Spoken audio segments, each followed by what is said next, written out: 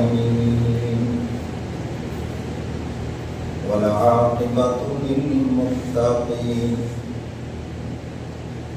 والصلاة والسلام على رسوله وعلى آله وأصحابه أجمعين أما بعد فأعوذ بالله من الشيطان الرجيم بسم الله الرحمن الرحيم قل إن كنتم تحبون الله فاتبعوني يحببكم الله ويغفر لكم ذنوبكم والله غفور رحيم. صدق الله مولانا العظيم وصدق رسوله النبي الكريم ونحن على ذلك من الشاهدين والشاكرين والحمد لله رب العالمين. حضور آئے تو سر آفرینش پا گئی دنیا، اندھیروں سے نکل کر روشنی میں آ گئی دنیا. مجھے چہروں کا زنگ اترا سوتے چہروں پہ نور آیا. حضور آئے تو انسانوں کو جینے کا شعور آیا. یا رب صلی وسلم دائما ابدا علی حبیبک خیر الخلق کلہم والحبیب الذی ترجى شفاعته لكل يوم من الاهوال مفتاحین. درود پاک پڑھنے سے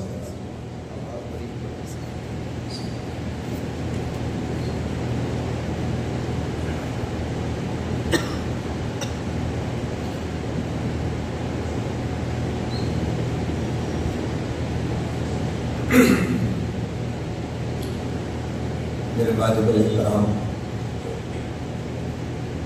معزز حاضرین، آپ حضرات کے سامنے قرآن مجید فرقان حمید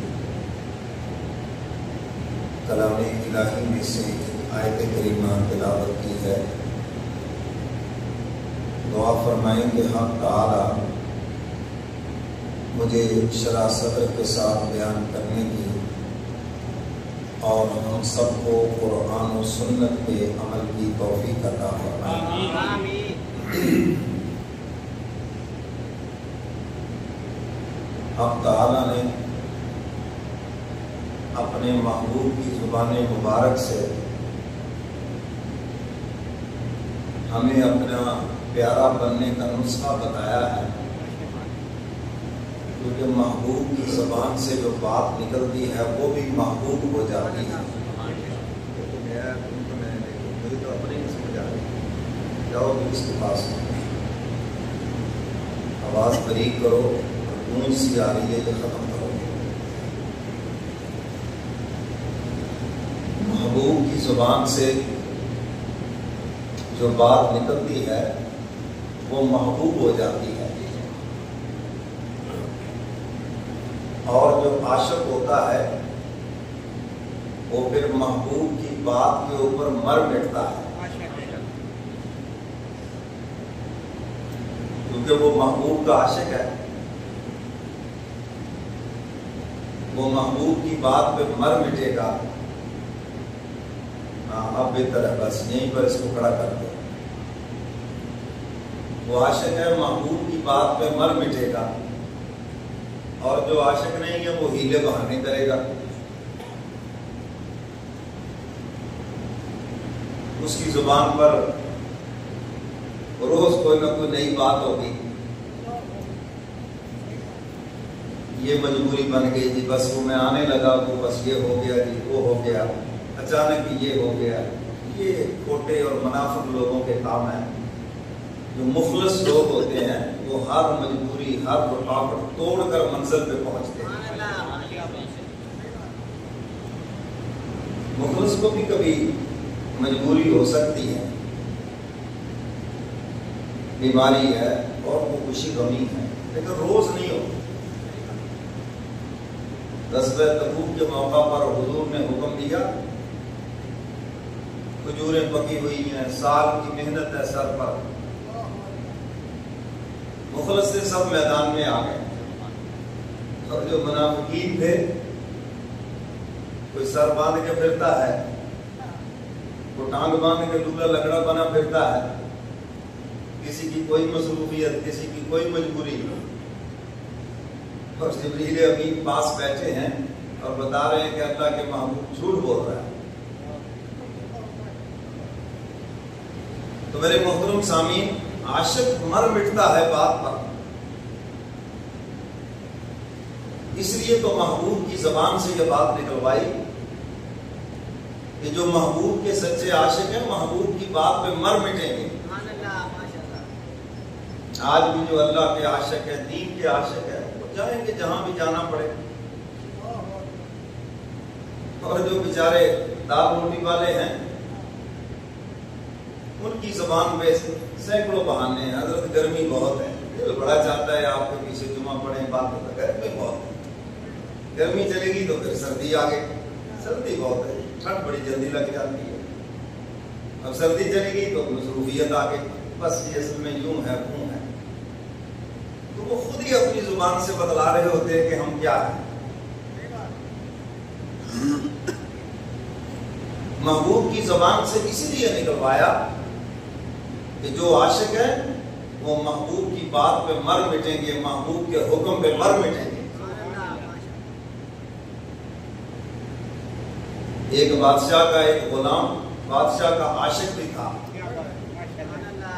بعض نوکر اپنے مالک کے عاشق بھی ہوتے ہیں، بیٹوں سے بھی زیادہ بڑھ کر اپنے مالک کا احساس کرتے ہیں، اگرچہ ہے مشکل لیکن ہوتے ہیں۔ وہ غلام تھا اور بادشاہ کا عاشق تھا، اور جو عاشق ہوتا ہے وہ مزاج کو سمجھتا ہے، ناراضگی کو سمجھتا ہے، خوشی کو سمجھتا ہے، موڈ کو سمجھتا ہے، عاشق جو ہے۔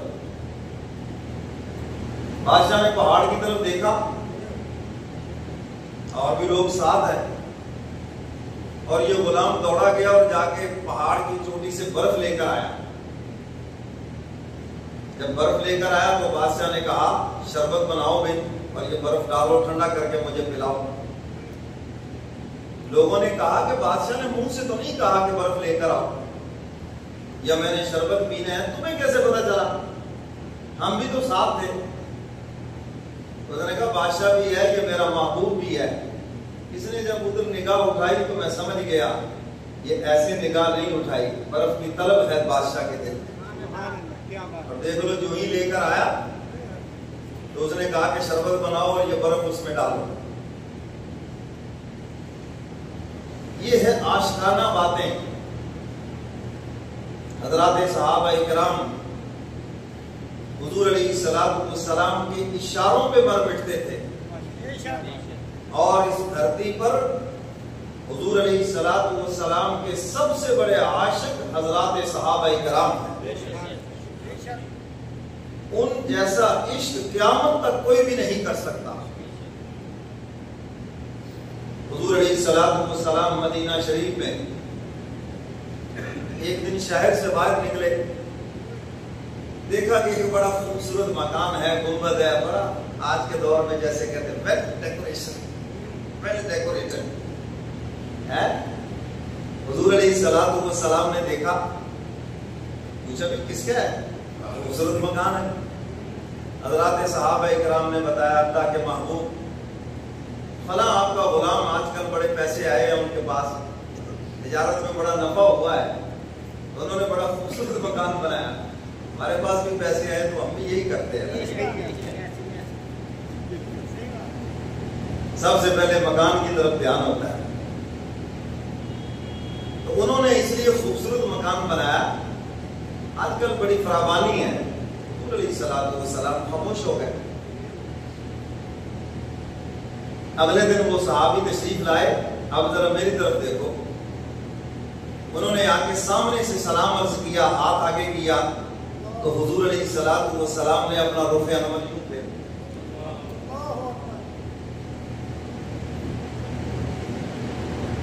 آج کوئی پیر اور مولوی ایسے کرے، دیکھیے کہ بد اخلاق یہ سانو تعلیم دیں گے جی، حالانکہ یہ نبی کی سنت ہے، میں تو حدیث سنا رہا ہوں۔ ناراض ہونا اور تربیت کرنا یہ حضور کی سنت ہے، اسی لیے تو حضرت تھانوی رحمۃ اللہ علیہ فرماتے ہیں پیر اس کو بناؤ جو ڈانٹ ڈپٹ کر سکے، خالی وظیفے بتانے والے کو پیر نہ بناؤ، جو تربیت نہیں کر سکتا، جو روحانی بیماریوں کو نہیں سمجھتا، جو اس کا علاج نہیں جانتا، جو مریض کی ڈانٹ ڈپٹ نہیں کر سکتا، تو میں اس کو پیر بنانے کا فائدہ کیا ہے؟ کچھ بھی نہیں ہے۔ مالی وہی ہے نا جو کاٹ چھانٹ کرے گلشن کی، اگر وہ پودوں کی کاٹ چھانٹ نہ کرے تو سارے پودے بدصورت ہو جائیں گے، گلاب بھی بدصورت نظر آئے، بلکہ بعضوں کو پھول بھی نہیں لگیں گے، پھل بھی نہیں لگے گا، کاٹ چھانٹ سے پھل لگے گا۔ تو فرمایا جو مریدوں کی کاٹ چھانٹ کرنا جانتا ہو اس کو پیر بناؤ، کیونکہ آج کل مزاج ایسے ہیں کہ ہم جائیں پیر صاحب ہماری خوشامد کریں، شاباش دیں، واہ جی واہ، ہمیں وہ اچھا لگتا ہے۔ حضرت تھانوی رحمۃ اللہ علیہ یہ فرماتے تھے، لوگ چاہتے ہیں پیر کے پاس جائے اور وہ ہمیں انڈے کھلائے، حضرت فرماتے ہیں ہمارے پاس وہ ڈنڈے ہیں، جس نے کھانے ہیں وہ آ جائے۔ سمجھ رہے ہو کہ نہیں؟ اسی لیے تو ایسوں کے پاس جاتے ہیں، تم تربیت تھوڑی کروانے جاتے ہیں۔ تو خیر حضور علیہ الصلوۃ والسلام ڈانٹتے بھی تھے، ناراض بھی ہوتے تھے، تربیت فرماتے تھے، اور حضرات صحابہ کرام کی ایسی تربیت فرمائی، ایسے روشن ستارے بنائے، پھر کائنات اس کی مثال پیش نہیں کر سکتی، ایسے بے مثل شاگرد۔ دوسری طرف سے بھاگ کر آئے، ادھر سے سلام، حضور علیہ الصلوۃ والسلام نے رخ انور ادھر پھیر لیا، اب وہ بھاگ کر اس طرف آگے چلو، ادھر پھیر لیا، یعنی تینوں طرف وہ بھاگ کر آئے، آپ نے ہاتھ بھی آگے نہیں بڑھایا اور چہرہ بھی پھیر لیا۔ مزاج شناس نبوت ہے نا، سمجھ گئے حضور ناراض ہے۔ اب کہا کچھ نہیں، پیچھے ہٹ گئے اور صحابہ سے پوچھا کہ حضور کس بات پہ ناراض ہے، کیا بات ہو گئی، کون سی میری بات حضور کو ناپسند آئی؟ حضرات صحابہ کرام نے عرض کیا ہم زیادہ تو کچھ نہیں جانتے، ہم مدینہ سے باہر نکلے تھے، آپ کا مکان دیکھا تو حضور نے پوچھا یہ کس کا مکان ہے؟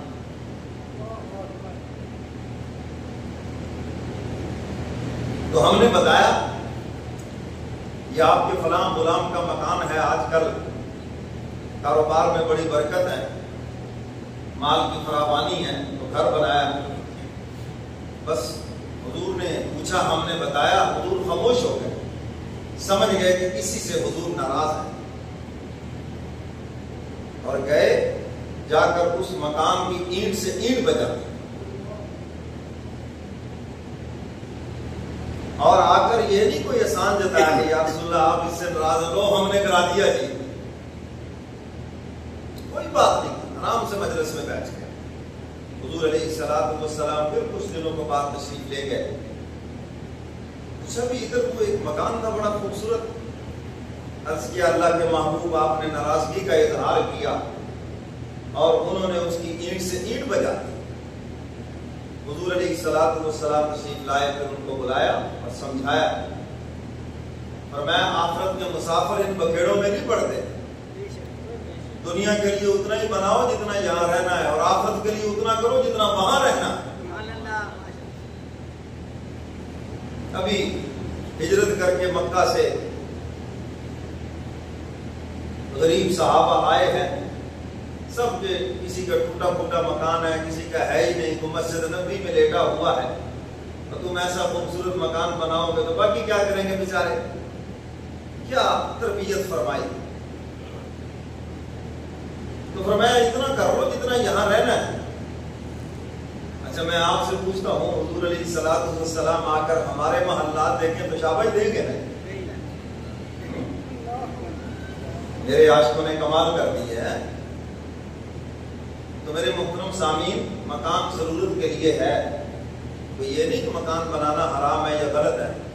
مسئلہ بھی واضح کر دوں، مکان بنائیں ضرورت ہے، ضرورت کے لیے صاف ستھرا بنائیں، پلستر کریں، رنگ روگن کریں، ٹھیک ہے، لیکن تکلفات سے بچیں، فضول پیسہ برباد کرنے سے بچیں، بے مقصد پیسہ. اور اس بات کو آپ بخوبی سمجھتے ہیں. گھر میں 2 ڈوڑ روم ہیں اور مکان جناب 2 کنال کا ہے، تو خود ہی ڈر رہے ہوتے ہیں گھر میں. ادھر سے مولوی صاحب آوازیں آتی ہیں، مولوی صاحب ادھر سے آوازیں، ادھر بڑا گھر ہے تو زہر ہے. جتنی ضرورت ہے اتنا بناؤ، اور اس کے اندر بھی اتنا ہی کرو جتنی تمہاری ضرورت ہے، اور باقی جو فضولیات ہیں ان چیزوں سے بچیں آپ. مفتی تقی عثمانی صاحب دامت برکاتہ العالیہ حضرت نے واضح کیا ہے، آرائش زبائش نمائش، آرائش زبائش فرمایا یہ تو جائز ہے، اور نمائش یہ بالکل حرام ہے. ٹھیک ہے نا جی، اپنے آرام کے لیے، اپنی ضرورت کے لیے صاف ستھرا بنانا یہ تو ٹھیک ہے، جائز ہے، لیکن فرمایا نمائش یہ بالکل حرام ہے. اب آپ کو بھی پتا ہے کہ مکان کے اندر جو پیسہ لگا ہے، نمائش کتنی ہے اور ضرورت کتنی ہے آپ بھی سمجھتے ہیں. کیوں جی سمجھتے ہیں؟ تو نمائش حرام ہے، نمائش سے بچیں، ضرورت کے لیے بنائیں. تو اللہ کے نبی نے اس لیے ناراضگی کا اظہار فرمایا. تو میرے محترم سامعین، حضرات صحابہ کرام حضور علیہ الصلوۃ والسلام کے عاشق تھے، اور ایسے عاشق تھے آپ کے اشاروں میں جان قربان کرتے تھے. کعب بن اشرف یہودی حضور علیہ الصلوۃ والسلام کی شان میں گستاخی کرتا ہے. بدبخت، بڑا مال و دولت تھا، بڑا دولت والا تھا، بڑا اس کا قلعہ تھا، آج بھی اس کا نشان موجود ہے مدینہ منورہ میں. تو حضور علیہ الصلوۃ والسلام نے چاہا کہ میرا دشمن ہے اور بدبخت ہے یہ، اس کا قتل ہونا چاہیے. اور ویسے بھی قانون بھی یہی ہے، گستاخ رسول کی ایک ہی سزا. یہ فیصلہ تو حضور نے فرمایا ہے. گستاخوں کے لیے کوئی معافی نہیں، گناہگار کے لیے معافی ہے، فاسق فاجر کے لیے معافی ہے، گستاخ کے لیے کوئی معافی نہیں. مکہ فتح ہوا، حضور علیہ الصلوۃ والسلام نے سب کے لیے معافی کا اعلان کیا. وہ لوگ جو گستاخ تھے حضور نے ان کو معاف نہیں کیا، فرمایا قتل کرو ان کو. یہاں تک کہ ایک غلاف کعبہ میں لپٹ گیا، فرمایا یہاں بھی اس کو قتل کر دو، کیونکہ گستاخ رسول کے لیے کوئی گنجائش نہیں.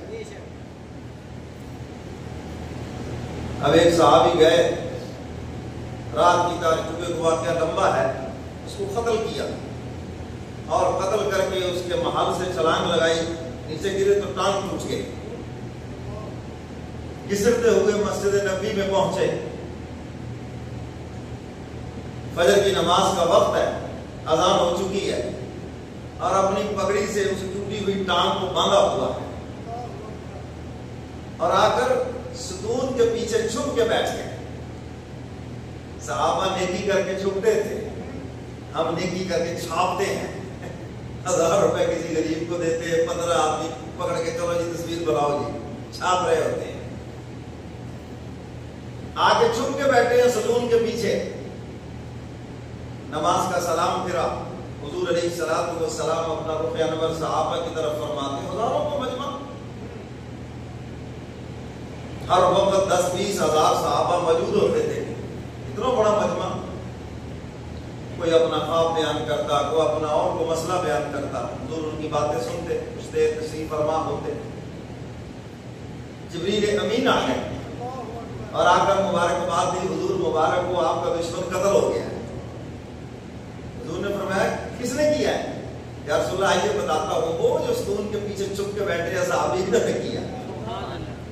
حضور بنفس نفیس تشریف لے گئے، تو وہ یوں گردن جھکا کے بیٹھے. حضور نے اپنا دست شفقت رکھا یہاں کندھے کے اوپر. عرض کیا اللہ کے محبوب، حضور نے فرمایا کھڑے ہو جاؤ. یا رسول اللہ ٹانگ ٹوٹی ہوئی ہے اور اس کو پگڑی سے باندھا ہوا ہے، اب میری طرف دیکھو. حضور علیہ الصلوۃ والسلام نے اپنا دست مبارک یوں ٹوٹی ہوئی ٹانگ کے اوپر رکھا، تو پورا ہاتھ رکھا اور حضور کی تو ایک انگلی کے اشارے سے چاند کو ٹکڑے ہو کے قدموں میں آ گیا.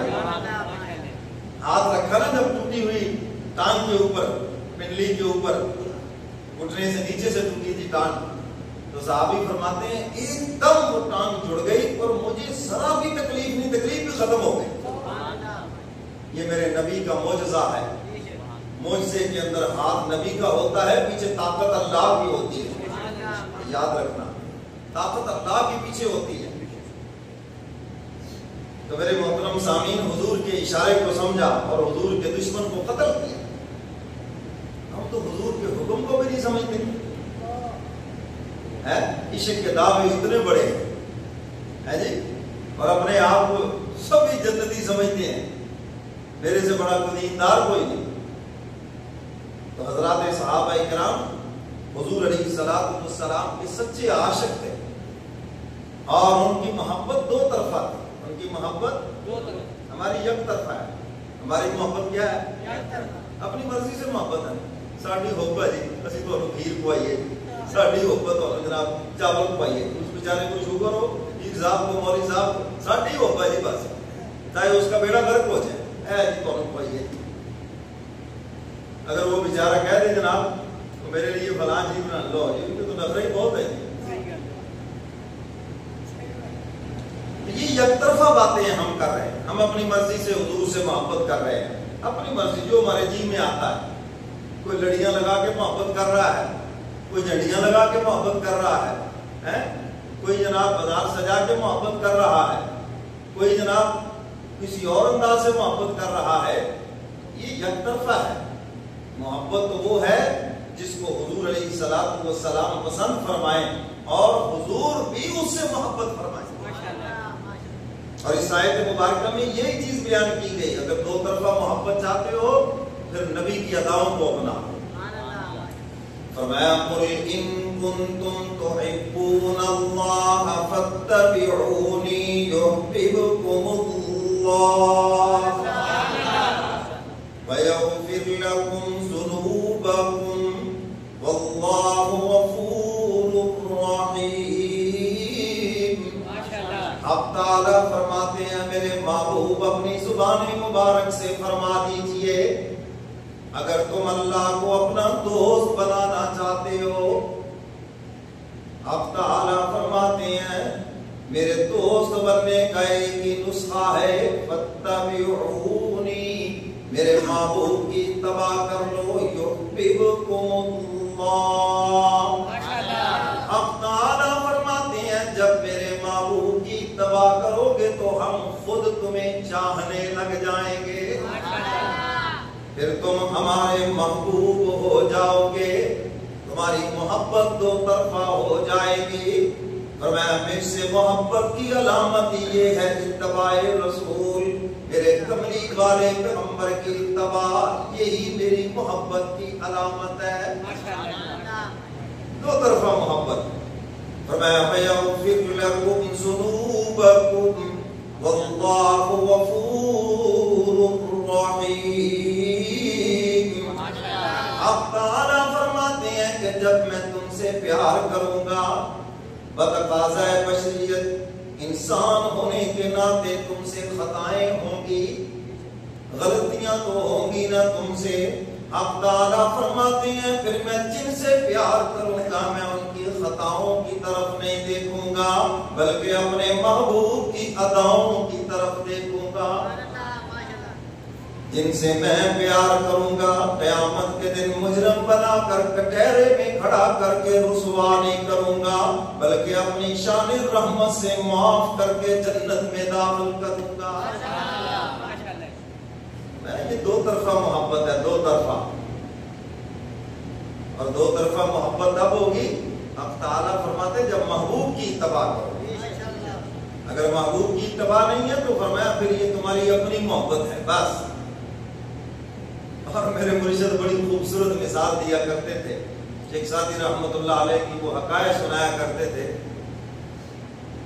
کہ یہاں شور شرابہ ہو رہا ہے, بارات جا رہی ہے, اور جن کے گھر بارات جانی وہاں تو بات ہی نہیں ہے. تمہارا ہی شور شرابہ ہے, وہاں تو کچھ بھی نہیں ہے. بلکہ میں اس کو اور آسان کر کے سمجھاتا ہوں. ہمارے ساتھی تھے مدرسے کے طالب علم، ایک دن بڑے تڑلے سے کہنے لگے کہ میری شادی ہو رہی ہے وزیر اعظم کے گھر. ہم ایک دم چونکے، حیران ہوئے کہ طالب علم کی روٹین میں شادی ہو جائے تو بڑی بات ہے، اور یہ کہہ رہے کہ وزیر اعظم کے گھر. ہم ایک دوسرے کی طرف دیکھنے لگے. اس نے کہا مزے کی بات بتاؤں کہ آدھا کام بھی ہو گیا ہے. بہت زیادہ حیرانگی ہوئی کہ آدھا کام ہو گیا ہے. بھائی کہاں وہ پرائم منسٹر ہے جی، وہ کہاں تم ہو گئے اور تم کہتے ہو آدھا کام بھی ہو گیا. انہوں نے کہا ہاں. ایک نے پوچھا بھی کیسے ہوا؟ کہتا ہم تیار ہیں ان سے پوچھنے جانا ہے. جی ہم تیار ہیں اور ان سے وہاں چاہے کوئی داخل نہ ہونے دے، جاتے جوتوں سے استقبال. کہتا جو ان سے پوچھنے جانا ہے، آدھا کام تو ہو گیا، ہم تیار ہیں ان سے پوچھنے جانا ہے. یہ ہے ہماری محبت کا حال. سمجھ رہے ہو بات کہ نہیں؟ بھائی ادھر ہی شور شرابہ ہے، آگے کچھ بھی نہیں. اور جن کی محبت مقبول ہے، جبریل امین آئے حضور کی خدمت میں، سامنے حضرت ابو ذر غفاری بیٹھے ہیں. عرض کیا اللہ کے محبوب یہ ابو ذر غفاری ہے؟ حضور فرماتے ہاں. عرض کیا اللہ کے محبوب شاید ان کو دنیا والے اتنا نہ جانتے ہو جتنا ان کو آسمان والے جانتے ہیں. یہ ہے جن کی محبت کے وہاں چرچے ہیں. اور جو خدا کا عاشق ہے قبر میں بھی جب جاتا ہے اور اس کے سامنے جب حضور کا دیدار ہوگا وہ اشش پر اٹھے گا، یہی تو میرے محبوب ہے. ملائکہ کہیں گے ہمیں پتا ہے، ہمیں سب پتا ہے، تیری عبادات کے بڑے چرچے ہیں اوپر، تیرے عشق اور تیرے محبت کے بڑے چرچے ہیں، تیری تابع داری کے بڑے چرچے ہیں، ہمیں سب پتا ہے. باقی تو حضور کا سچا عاشق ہے، یہ تو ایک فارمیلٹی ہے جو ہم پوری کرنے آئے ہیں. یہاں تو شور شرابہ ہے، وہاں بھی ہے یا نہیں؟ اور جب انسان تابع داری کرتا ہے اللہ فرماتے پھر میں بھی پیار کرتا ہوں، میرا محبوب بھی پیار کرتا ہے. پھر وہ صرف میرا ہی پیارا نہیں ہوتا، میرے محبوب کا بھی پیارا ہو جاتا ہے جب وہ تابع داری کرتا ہے. سیدنا صدیق اکبر سب کے حضرت اللہ خلیفہ بنے تو پہلا جملہ، پہلا خطبہ کیا ہے؟ انی متبع لا مبتدع. میں صرف حضور کی اتباع کرنے والا ہوں، کوئی نیا کام ایجاد کرنے والا نہیں ہوں. جس کام کو حضور علیہ السلام نے جہاں چھوڑا تھا نا، سیدنا صدیق اکبر نے اس کو وہیں سے آگے شروع کیا. جس چیز کو حضور جہاں چھوڑ گئے، حضور نے دنیا سے پردہ فرمایا. جس چیز کو حضور علیہ السلام نے جہاں چھوڑا، حضرت زید کو امیر بنا کر بھیجا، قافلہ روانہ فرمایا. بعض صحابہ نے اعتراض کیا یہ چھوٹی عمر کے ہیں، اور میں نہیں، حضور نے جس کو امیر مقرر کیا میں کون ہوتا ہوں اس کو تبدیل کرنے والا، یہی امیر رہیں گے، فتح ہو یا شکست، اس سے مجھے کوئی سروکار نہیں. بہت سے صحابہ نے کہا فتنے پھوٹ گئے، آپ یہ لشکر روانہ نہ کریں، ہمیں اب مدینہ میں فوج کی. میں نہیں، جس قافلے کو حضور نے روانہ کر دیا، جس مہم کے لیے صحابہ کو حضور نے بھیج دیا، ابو بکر کون ہوتا ہے اس کو روکنے والا؟ جو کچھ مرضی ہو جائے، جس کام کو حضور نے جہاں چھوڑا میں اس کو وہیں سے آگے لے کے چلوں گا. حضور کی ایسی اتباع کرنے والے، پھر دیکھو حضور کو بھی کیسی محبت ہے. ایک دن کچھ صحابہ سے حضور نے فرمایا، سیدنا صدیق اکبر بھی پاس بیٹھے تھے، حضور علیہ السلام نے کچھ صحابہ سے فرمایا کہ روز نہ ملنے آیا کرو، کبھی کبھی آیا کرو، اس سے دل میں محبت رہتی ہے.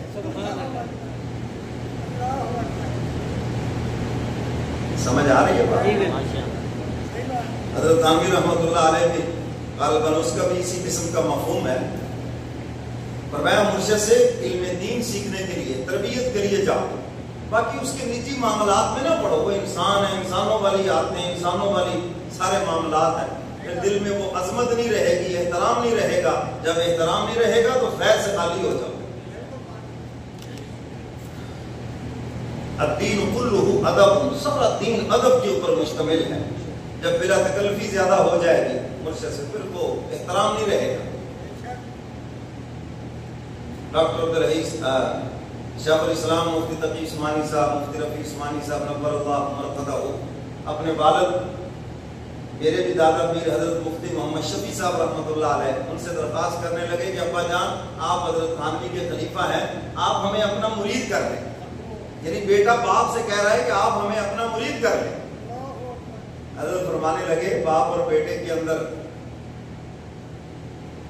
جو تعلق ہے وہاں پر وہ احترام، وہ کیفیت نہیں رہے گی. اس لیے مناسب یہ ہے کہ تم میرے مرید نہ بنو بلکہ حضرت تھانوی کے جو خلیفہ ڈاکٹر عبدالحی صاحب ہیں ان کے مرید بن جاؤ، اس سے تمہیں فائدہ زیادہ ہوگا. تو دونوں بیٹوں کو لے کر ان کی خدمت میں چلے گئے. سمجھ آئی کہ بات کریں؟ تو اس لیے مرشد سے دین سیکھیں، مسائل سیکھیں، تربیت کروائیں، لیکن جو اس کے نجی معاملات ہیں ان میں نہ پڑیں. ہر وقت آ کر چمٹ جانے سے اللہ کے نبی بھی منع فرما رہے ہیں کہ اس سے دل میں احترام نہیں رہے گا. اب حضور نے بات تو ان کو فرمائی، سیدنا صدیق اکبر کے پاس بیٹھے تھے. اگلے دن نہ آئے، حضور نے پوچھا ابو بکر نہیں آئے. تیسرا دن ہوا تو حضور نے پیغام بھیجا کہ ابو بکر کو بلاؤ. سیدنا صدیق اکبر رضی اللہ تعالیٰ عنہ تشریف لائے. حضور فرماتے میں تو اداس ہو گیا تم سے، کیا ہوا کہ تم دو دن ہوئے آئے نہیں؟ یا رسول اللہ آپ ہی نے تو فرمایا تھا کہ روز نہ آیا کرو، کبھی کبھی آیا کرو، اس سے دل میں احترام اور محبت زیادہ ہوتی ہے. تو اس لیے میں پھر 2 دن حضور نے فرمایا کہ میں نے تمہیں تو نہیں کہا، یہ تو میں نے ان کو کہا. تمہارے لیے تو لازم ہے کہ ہر گھڑی تم مجھے ملو. جب تابع دار ہوگے تو اللہ فرماتے ہیں میں بھی اس سے پیار کروں گا، میرا محبوب بھی اس سے پیار کرے. سیدنا صدیق اکبر سے فرما رہے گا تم روز مجھے ملو آ کر. اور دیکھو پھر ان کو کیسے پہلو میں سلایا ہے جی. ان کا رخ انور سیدنا صدیق اکبر کا چہرہ مبارک حضور کی یہاں پہلو کے برابر ہے. یعنی محبوب نیچے دیکھے تو ابو بکر کا چہرہ نظر آیا، ابو بکر اوپر دیکھے تو حضور کا رخ انور نظر آیا. سیدنا صدیق اکبر کا مقام روزہ رسول پہ جا کے سمجھ آتا ہے. اور کہنے والے نے خوب کہا ہے نا